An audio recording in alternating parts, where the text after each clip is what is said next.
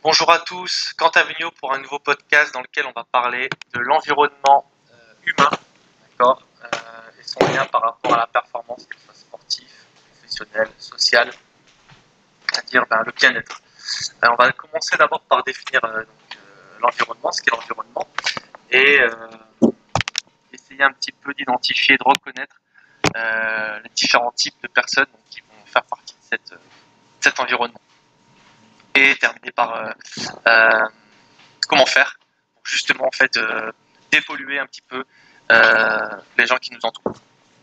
D'abord, la définition de l'environnement, ce sont des conditions naturelles et culturelles qui peuvent agir sur les organismes vivants et les activités humaines. C'est ce qui va influer directement ou indirectement d'ailleurs sur notre vie, notre quotidien, nos choix ou nos décisions. Elles vont avoir ces répercussions-là, que ce soit positives ou négatives. Donc, en clair, ce sont les personnes que nous allons côtoyer dans la vie de tous les jours. Donc, il y a notre environnement proche, le cercle familial, nos amis, nos collègues, mais aussi après un environnement qui va être plus éloigné. Ça peut être des clients, ça peut être des collègues, ça peut être des gens qu'on rencontre un peu tous les jours, mais ça peut être aussi des personnalités publiques, des célébrités, et on va parler des réseaux aussi. Donc voilà un petit peu pour ce qui va faire notre environnement. Donc en fait, toutes ces personnes vont avoir un effet, quoi qu'on en dise, la personne avec qui on va parler, avec qui on va discuter, avec qui on va échanger, qui on va regarder, vont forcément avoir un impact sur nos vies et nos décisions. Donc il faut apprendre à reconnaître et identifier en fait l'environnement qui va nous convenir le mieux. Donc d'abord, on va parler des personnes qui vont nous créer un environnement négatif. On va appeler ça les parasites. C'est en général comme ça qu'on les nomme. On entend sur les réseaux, qu'on entend aussi qu'on entend parler dans notre, dans notre cercle d'amis. Donc on va les appeler des parasites. Donc en fait, ce sont des personnes qui, par leur présence, leurs paroles et ou leurs actions, vont nous mettre dans une situation en fait de mal-être, d'échec, de tristesse, de négativité. Clairement, ce sera des personnes qui auront toujours un problème. D'accord. Vous les rencontrez, forcément elles sont fatiguées tout le temps, elles ont mal quelque part, le travail ça va pas, elles n'ont pas de sous. Il y a toujours quelque chose. Forcément, parler avec des gens comme ça va pas vous mettre dans un bon mood, dans un bon mindset. Donc il va y avoir aussi ces personnes qui se plaignent de leurs conditions, qui subissent la vie en fait. C'est jamais de leur faute, c'est toujours les autres. Voilà, ça c'est aussi des personnes, ça va être difficile d'être dans un bon mindset. Il va y avoir aussi les personnes qui vont dénigrer les autres. Toujours avoir quelque chose à dire, du commérage. Eh bien, il faut bien comprendre que ces personnes-là, si elles parlent comme ça avec vous, avec les autres, elles parlent comme ça de vous. Donc, c'est pas ce qu'on a envie d'entendre, c'est pas des infos en plus qui sont hyper utiles, ça sert à polluer le cerveau, il n'y a pas beaucoup plus d'intérêt que ça. C'est pas hyper intéressant. Donc ça, c'est pareil. Et puis ça, il va y avoir aussi les personnes, et ça on a tendance à l'oublier aussi, les personnes qui vont avoir aucun objectif, qui vont se laisser porter par le vent, peuvent être souvent très gentils, mais voilà, vous voudriez peut-être faire une activité, et puis elles vont plus vous proposer de rester devant la télé en fait, de rester chez soi, voilà, pendant les examens, mettons si vous êtes étudiant, mais pas forcément réviser, plutôt faire la fête. Donc ça va être quand même un environnement qui va vous tirer vers le bas. Attention, ces personnes négatives, c'est à vous de bien les identifier. C'est-à-dire qu'il y en a beaucoup qui identifient des personnes parasites, comme celles en fait pouvant entrer en désaccord, voire en conflit avec vous, avec elles. Mais en fait, ces personnes-là, en fait, elles le font à la base pour votre bien. Donc ça, souvent, j'entends beaucoup de personnes me dire c'est des parasites, s'embrouiller avec tout le monde. Mais à un moment, quand on s'embrouille avec tout le monde, c'est peut-être que le parasite, c'est peut-être pas la personne qu'on pense. Euh, ça va être, il y a moyen d'identifier ça. C'est que face à ces personnes, vous allez avoir plus un sentiment qui va se rapporter à de la frustration ou à de la colère. Avec le premier groupe, c'était du mal-être, de la tristesse, de la négativité. Là, on va être sur de la frustration plus que de la colère. Et à ce moment-là, c'est là qu'est la difficulté en fait. Car on va faire appel à quelque chose d'extrêmement gênant pour identifier en fait ces deux types de personnes, à savoir la remise en question.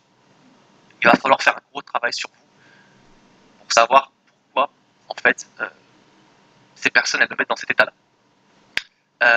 Est-ce que c'est vrai? Et moi, j'ai un exercice simple pour pouvoir identifier ça. C'est est-ce que j'ai ce problème avec d'autres? Un cas concret, je vais le matin au travail et puis je me prends un peu la tête avec un coach ou un adhérent. Et puis, 10 minutes après, je me reprends encore la tête avec quelqu'un. Puis là, je commence quand même à me poser des questions. Et puis, ça peut encore arriver. À ce moment-là, est-ce que c'est moi qui vais pas bien? Est-ce que c'est moi qui suis de mauvaise humeur? Ou est-ce que c'est la terre entière qui déraille? Il faut bien comprendre que si à un moment, je suis en conflit avec tout mon environnement, c'est que c'est pas l'environnement le problème. Donc ces personnes-là, elles vont peut-être vous paraître comme gênantes, mais ça va être des personnes très précieuses pour pouvoir évoluer. Et donc, si j'ai ce problème avec beaucoup de monde, il est fort probable que ce problème vienne de moi. Cette remise en question, elle est hyper importante. Et justement, on constate trop souvent des gens parler de personnes parasites, parce que c'est plus confortable de penser que c'est les autres en fait qui sont cons. Mais quand ces personnes deviennent vraiment plus nombreuses, c'est que le problème il est ailleurs. Et donc, comment faire pour assainir un petit peu cet environnement? Alors, déjà, ce qu'il faut bien comprendre, c'est que votre environnement, il vous définit. D'accord? Vous êtes responsable de ce qui vous arrive et vous êtes responsable de votre environnement.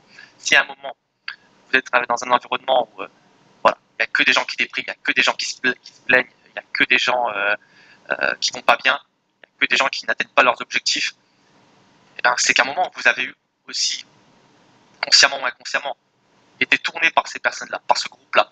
Donc posez-vous les bonnes questions justement pour pouvoir reprendre un bon chemin. Et donc on a parlé des réseaux, d'accord? Les réseaux qui ont de plus en plus une influence sur nos comportements, nos choix, nos décisions. Alors c'est simple, là pour les réseaux, c'est un constat pareil, vous êtes responsable et il n'y a rien au monde qui vous oblige à suivre des personnes qui vous amènent un sentiment de mal-être. C'est simple, on se désabonne, on ne suit plus. Il n'y a rien de plus simple. On ne vous oblige pas à suivre les gens. Si vous suivez des gens et qu'après c'est pour raconter à votre copain, lui, vous avez vu ce qu'il a fait, il m'a énervé, c'était n'importe quoi, vire ça en fait. Tu as autre chose à faire que de parler de quelqu'un qui n'a pas d'intérêt. Ça c'est le premier truc. Mais surtout, le plus important, c'est d'avoir le courage d'être égoïste, le courage de mettre au centre en fait, de sa vie, de son environnement, soi-même. Parce que vous méritez de vous protéger. Vous n'êtes pas obligé de supporter en fait la terre entière et vous n'êtes pas obligé de supporter toute la misère qui s'y rapporte. Pour ça, c'est simple. On va créer de moins en moins d'interactions avec ces personnes-là. Il s'agit juste de créer des distances, mais de rester courtois. D'accord? Voilà, quelqu'un, ça m'empêche pas de dire bonjour. Si à chaque fois je suis avec une personne, quand je lui demande si ça va, il y a la misère du monde qui tombe sous ses épaules, j'ai juste qu'à dire bonjour. Je suis pas obligé de demander comment elle va. D'accord? Si je croise une personne et que cette personne commence à me parler d'une autre personne, j'ai juste qu'à être franc avec elle et lui dire écoute, ça m'intéresse pas en fait. Ça m'intéresse pas du tout. Voilà. Vous allez peut-être marquer un petit froid, mais au moins ces gens-là vont comprendre. C'est pareil, si vous êtes au travail, vous n'êtes pas obligé de parler avec tout le monde, d'accord? Vous pouvez même répondre par mail si besoin. Vous êtes en déplacement, il n'y a rien qui vous oblige de prendre la même voiture. C'est à vous un moment d'être clair avec les gens. Écoute, toi, voilà, je te souhaite une vie heureuse, mais clairement, moi, ça ne m'apporte pas que du bien.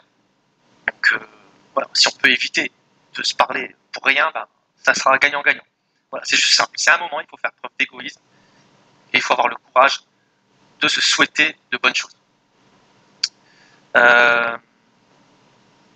Je conclurai en fait sur une phrase que je dis souvent lors de mes coachings ou de mes séminaires.